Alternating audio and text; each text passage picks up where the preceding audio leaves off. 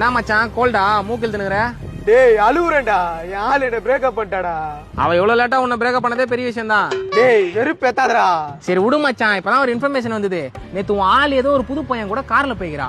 இன்னைக்கு அவன் office friend யாரோ ராஜேஷா, அவன் கூடயும் கார்ல போய்க்கிறா. இதுல இருந்து என்ன தெரியுது? எங்கெல்லாம் கார் இருக்கோ அங்கெல்லாம் வருக்கான். உன்கிட்ட கார் இல்ல, அதான் விட்டு போயிட்டா. டேய் என்னடா சொல்றீங்க, இப்ப என்னடா பண்றது?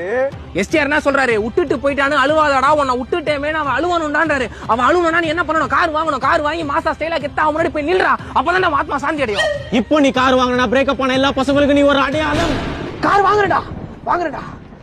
இப்போதைக்கு புது கார்லாம் வாங்க முடியாது, செகண்ட் ஹேண்ட் கார் தான் வாங்கணும். எங்க வாங்குறது?